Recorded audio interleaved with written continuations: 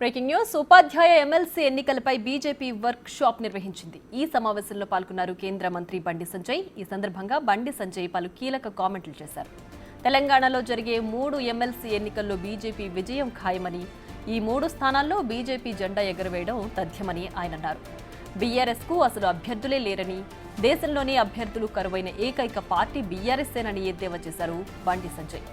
BRS Congress మధ్య లోపాయికారి ఒప్పందం జరిగిందని, ఎంఐఎం ఒత్తిళ్లతోనే కులగణనలో ముస్లింలను సైతం బీసీల్లో కలిపారని, ముస్లింలను బీసీల్లో కలపడం అంటే అన్యాయం చేయడమేనని ఆయన అన్నారు.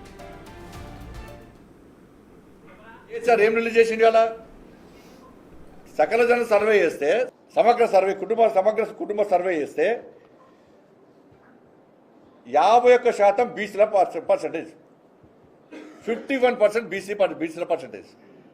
ముస్లింలు కలపలే. కానీ రేవంత్ రెడ్డి సర్కారు చేస్తే బీసీల సంఖ్య పెరిగాల తగ్గి 46% వచ్చింది, తగ్గించిండు. ముస్లింలను 10% ముస్లింలు కలిపి బీసీలో కలిపాడు. ఎవరయ్యా జాగిరి? అసలు ఈ కుల గణన అనేది బోకస్.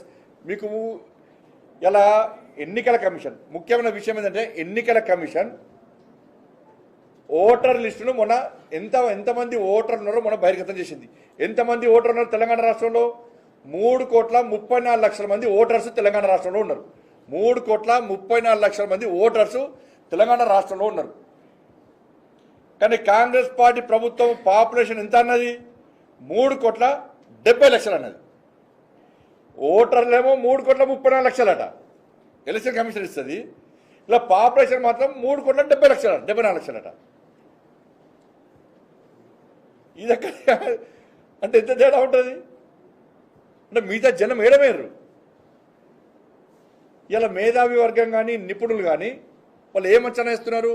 తెలంగాణ రాష్ట్ర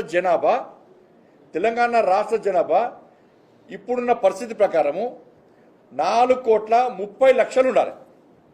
4,30,00,000 జనాభా ఉండాలి. ఏ రేషియో ప్రకారం? ఎలక్షన్ కమిషన్ 3,34,00,000 మంది ఓటర్స్ ఉన్నారని చెప్పి ప్రకటించిన తర్వాత ఆ రేషియో ప్రకారము 4,30,00,000 మంది జనాభా ఉండాలి. మరి కాంగ్రెస్ పార్టీ ప్రభుత్వం 3,70,00,000 అంటుంది. మిగతా 60,00,000 ఏడవేరు.